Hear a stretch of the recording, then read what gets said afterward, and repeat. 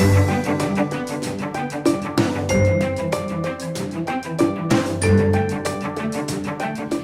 we are, day one of my kitchen refurb. Well, it's taken quite a while to get to this point. I have started 3 months ago planning to get this kitchen refurbishment underway. I've had about 20 to 25 different contractors come and quote, everyone from glaziers, electricians, plumbers, glassmen, plasterers, fitters, suppliers and such like. And finally we're here. I chose a fitter that I really enjoyed and worked with and was a recommendation from someone else, and he works well with the plasterer that we've chosen. They also know my gas men, so I've gone for a team of people that are recommended and work well together.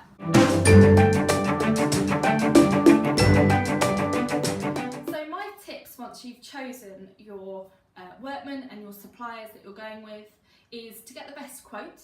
I chose 3 suppliers and I chose the cheapest quote at the end of the day, but I also chose the company that gave me the best customer service. They were the ones that replied to my emails, they were the ones that kept back in touch with me about the quotes and the changes that I wanted to do to the kitchen. And my 2 main tips are to firstly make sure that you get a quote from your contractors, and secondly try and get the quote in writing. Now I have to say that both of those I haven't done. The builders that I'm working with generally don't tend to work on emails, so I've had to get things in writing, use text messages, and also the idea about getting a quote is that ultimately you don't really know what price things are going to cost you until the building actually starts. So I've had to build in a buffer into the budget to make sure that I've always got a surplus amount to spill over into if I need to.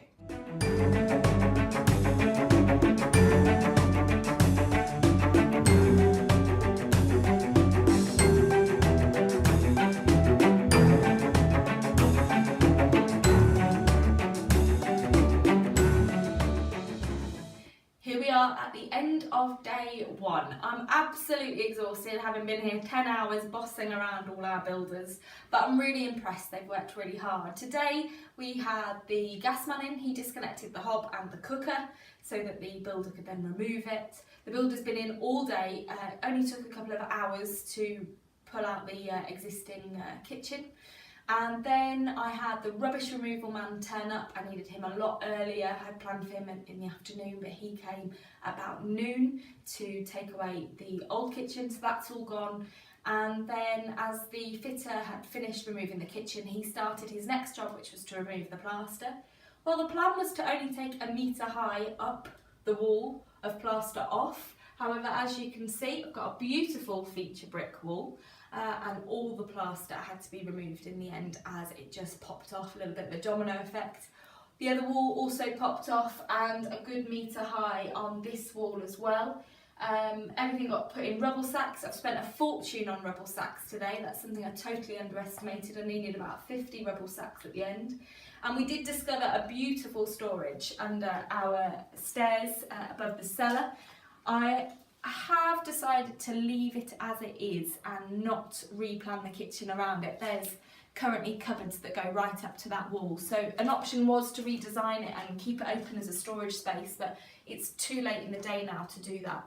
The good thing is that I know what it is. I know that it's not sopping wet down there with wet soil.